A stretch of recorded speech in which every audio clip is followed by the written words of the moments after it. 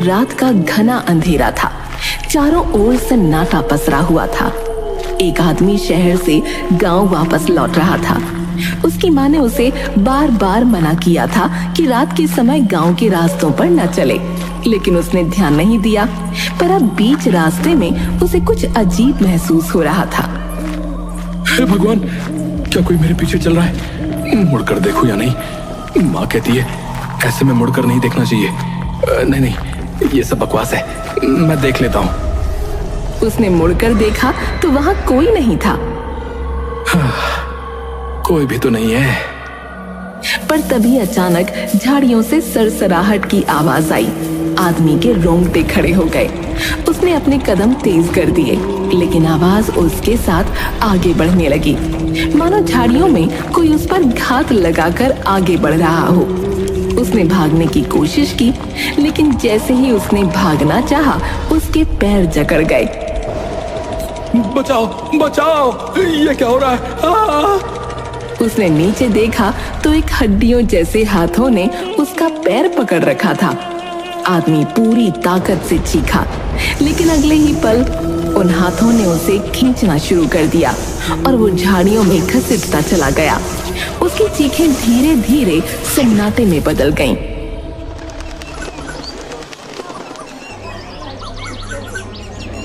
अरे तुमने सुना? रात को फिर एक आदमी गायब हो गया भैया। हाँ मैंने सुना, वही आदमखोर बुढ़िया उसे खींच कर ले गई है। कहाँ से आई है ये बुढ़िया है? ये तो बहुत खतरनाक हो गई है भैया। लगता है हम सब मरने वाले हैं।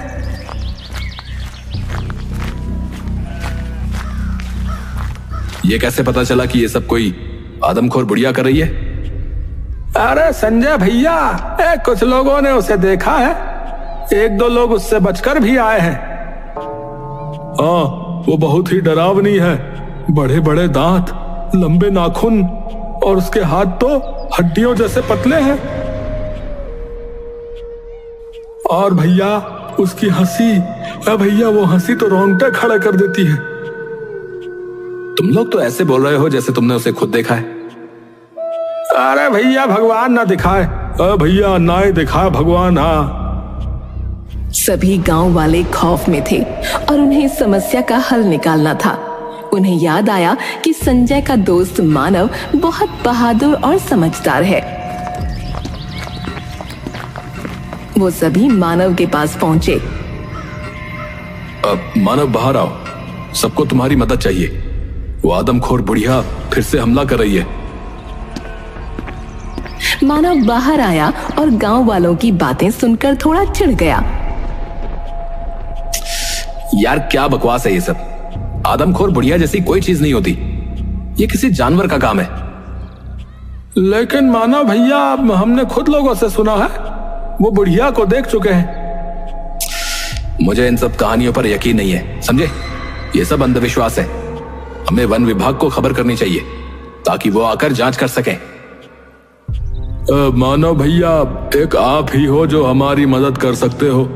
हम सब डर के साए में जी रहे हैं भैया। अरे मैंने कह दिया ना, ये सब बेकार की बातें हैं। वन विभाग को बुलाओ और उनसे ही मदद मांगो। मानव का रूखा जवाब सुनकर गांव वाले मायूस होकर लौट गए।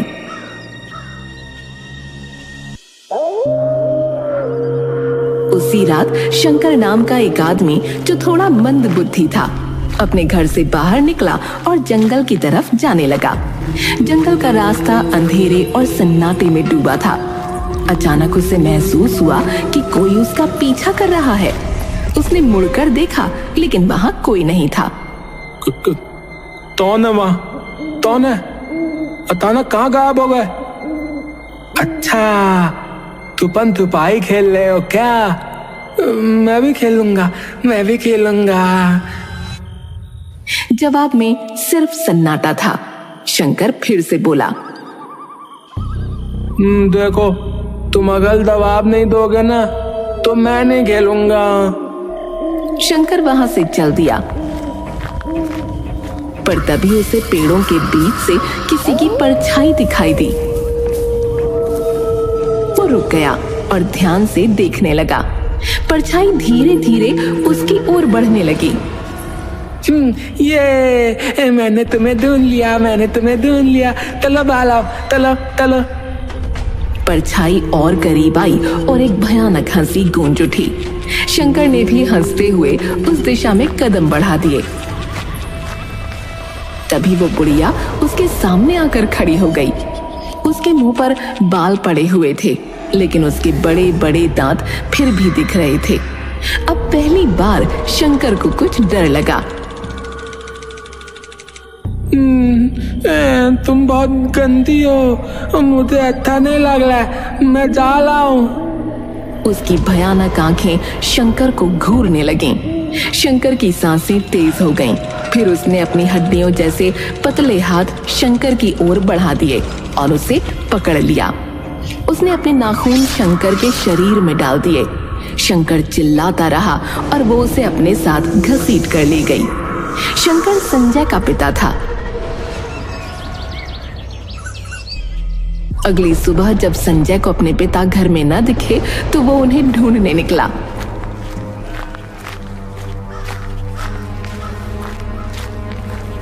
उसे उनका एक हाथ कटा पड़ा मिला।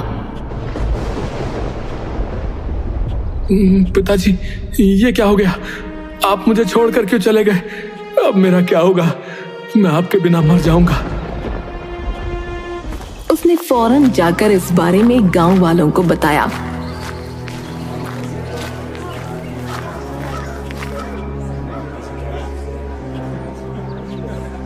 शांत हो जाओ संजय।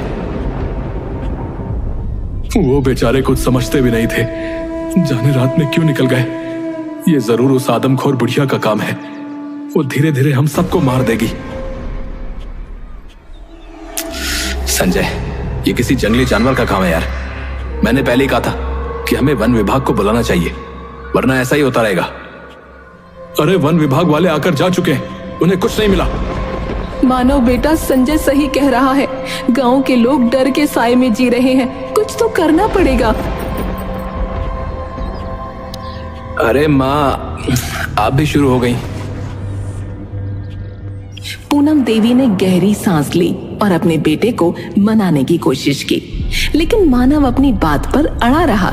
संजय निराश होकर वापस लौट गया। शंकर की मौत के बाद गांव के लोगों ने रात में बाहर निकलना बिल्कुल बंद कर दिया था। एक हफ्ते तक आदमखोर बुढ़िया को कोई शिकार नहीं मिला। फिर एक रात जब पूरा गांव गहरी नींद में सो रहा था, आदमखोर बुढ़िया गांव में आ गई। वो सीधे मानव के घर पहुंची। उसने दरवाजा धकेला और अंदर घुस गई। मुझे भूख लगी है। वो पूनम देवी को देखकर उसकी ओर बढ़ने लगी। पूनम देवी गहरी नींद में थीं। जैसे ही बुढ़िया ने पूनम देवी को पकड़ा, वो चीख उठी, बचाओ, मारो बेटा, बचाओ। उनकी चीख सुनकर मानव की आंख खुल गई। उसने देखा कि एक भयानक बुढ़िया उसकी माँ को घसीट रही है। छोड़ दे मेरी माँ को, छोड़ दे, छोड़। मानव ने अपनी पूरी ताकत से बुढ़िया को रोकने की कोशिश की, लेकिन उसने उसे धक्का दे दिया। मानव का सिर दीवार से जा टकराया और वो बेहोश हो गया। उसकी आंख खुली तो उसने खुद को जमीन पर पड़ा पाया। उसके सिर में भयानक दर्द हो रहा था। उसे धीरे धीरे पिछली रात की घटनाएं याद आईं। वो तुरंत बाहर की ओर भागा और गांव वालों को इकट्ठा करके बोला, मेरी माँ को उस आदमखोर बुढ़िया ने उठा लिया है। मैंने उसे देखा है। अब मानते हो कि वो बुढ़िया सच में है? बड़े बहादुर बनते थे, कह रहे थे जानवर है। अब तो खुद ही देख लिया ना। अब हाँ, मैंने खुद उसे देखा है। वो एक बूढ़ी औरत है, और अगर वो मेरे सामने आ जाए तो मैं उसे तुरंत पहचान लूंगा। वो हमारे ही गांव की कोई बुढ़िया है। वो लाल साड़ी पहने हुए थी, जिस पर सफेद फूल बने हुए थे। ये सुनकर गांव वाले डर गए, क्योंकि ऐसी साड़ी उन्होंने अपने गांव में किसी को पहने देखा था, पर किसको ये उन्हें याद नहीं था। तो अब क्या करेंगे मानव? हमें उस बुढ़िया से बचना होगा। हम सब मिलकर उसे ढूंढेंगे और रोकेंगे। ये हमारी ही गांव की कोई बुढ़िया है, हमें पता लगाना होगा कि वो कौन है। मानव ने दिन भर उस आदमखोर बुढ़िया को ढूंढने की कोशिश की। गांव का चप्पा चप्पा छान मारा, लेकिन बुढ़िया का कोई अता पता नहीं चला। शाम हो चुकी थी और सूरज धीरे धीरे ढलने लगा था। मानव की उम्मीदें टूटने लगी थीं, लेकिन तभी उसकी नजर पड़ोस में रहने वाली कमला देवी पर पड़ी। ये तो वही साड़ी है जो आदमखोर बुढ़िया ने पहनी थी। हे भगवान, मैंने पूरा गांव देख लिया और पड़ोस में देखना भूल गया। वो तेजी से कमला देवी के पास गया और उसे पकड़ लिया। तुम ही हो वो आदमखोर बुढ़िया? क्या बकवास कर रहे हो मानव? मुझे छोड़ो। मेरे पति को तो खुद वो आदमखोर बुढ़िया ले गई थी और तुम मुझे पकड़ रहे हो? ये होते देख लोग इकट्ठा हो गए। मानव, छोड़ दो अम्मा को, तुम गलत समझ रहे हो। हाँ, अम्मा ऐसा नहीं कर सकती, पागल मत बनो। मानव ने कमला देवी को कसकर पकड़ रखा था और अपनी बात पर अड़ा हुआ था। तभी सूरज ढल गया और अचानक कमला देवी का चेहरा बदलने लगा और उसके शरीर में अजीब सी हरकतें शुरू हो गईं। देखो देखो सब, ये वही आदमखोर बुढ़िया है। छोड़ मुझे। हे भगवान, ये कैसे हो सकता है? उनकी आंखें लाल हो गईं और नाखून लंबे और तेज हो गए। उनकी शक्ल धीरे धीरे आदमखोर बुढ़िया में बदल गई। गांव वाले दंग रह गए और डर से कांपने लगे। जल्दी से इसको बांध दो, वरना ये हम लोगों पर हमला कर देगी। मैं रस्सी लाता हूं। संजय रस्सी लाया और उन लोगों ने बड़ी मुश्किल से उस आदमखोर बुढ़िया को बांध दिया, लेकिन बहुत पूछने के बाद भी उन्हें कोई जवाब न मिला। मानव, मुझे लगता है ये अम्मा ये अपनी मर्जी से नहीं कर रही हैं। ये कोई तंत्र विद्या या काले जादू का असर है। मुझे भी यही लग रहा है। मेरे पास एक आइडिया है। ये रात मेरी माँ को घसीट कर ले गई थी ना, तो हम लोग उनके निशान के रास्ते पर जाते हैं। आखिर पता तो चले कि ये लोगों को ले कहां जाती है। वो दोनों और कुछ गांव वाले खून के निशानों के सहारे चलना शुरू करते हैं और जंगल की काफी अंदर एक गुफा तक पहुंचते हैं। चलो इस गुफा के अंदर चलते हैं। अब मुझे डर लग रहा है यार। अरे डर किस बात का? आदमखोर बुढ़िया तो गांव में बंधी हुई है। वो लोग अंदर जाते हैं तो देखते हैं कि वहाँ एक तांत्रिक बैठा हुआ है, जिसके आसपास नर कंकाल रखे हुए हैं। ये तो अम्मा के पति हैं। ये जिंदा है? हाँ, मैं जिंदा हूं। पर ये चल क्या रहा है? क्या आपने अपनी पत्नी को आदमखोर बनाया है? हाँ, मैं एक काला जादू करने वाला तांत्रिक हूं। मैं इस पूरे गांव को अपने वश में करना चाहता था, जिसके लिए मुझे एक नर बलि देनी थी। लेकिन मेरी पत्नी ने मुझे ऐसा करने से मना कर दिया और धमकी दी कि वो सबको बता देगी। इसलिए मैं वहां से चला आया और काला जादू करके उसे आदमखोर बना दिया। ऐसे में अब वो खुद इस पूरे गांव को साफ कर देगी। आदमखोर वो नहीं, तुम हो। पकड़ लो इसे। पास आए तो मैं तुम लोगों पर भी जादू कर दूंगा। आकर दे, हम देख लेंगे। सबने तांत्रिक को पकड़ लिया और उसे गांव लेकर आए।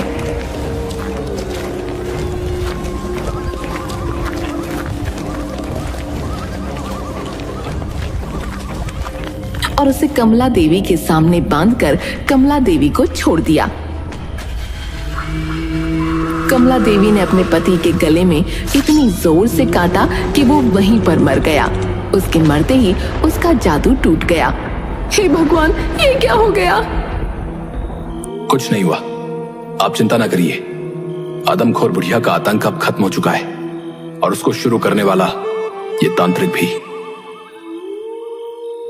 सब खुश थे कि ये आतंक खत्म हो गया, लेकिन साथ ही सब दुखी भी थे क्योंकि उन सब ने किसी न किसी अपने को खोया था।